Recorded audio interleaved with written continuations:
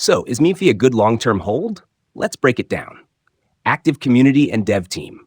Real DeFi utility via meme swap. Strategic token burns, reducing supply. Partnerships in the NFT and meme ecosystem. Still a microcap coin with room to grow. Higher risk, subject to meme trend cycles. Regulatory uncertainties in the DeFi space.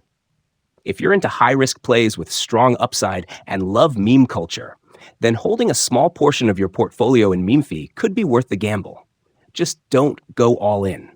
Treat it as a speculative play and always use proper risk management. MEMEFI is shaping up to be one of the more promising meme coins out there, not because of hype, but because of actual use cases. From meme swap to NFT integrations and a deflationary supply model, it's making moves that many meme coins never do. If you found this video helpful, make sure to like, subscribe, and turn on the notification bell so you never miss an update from our channel.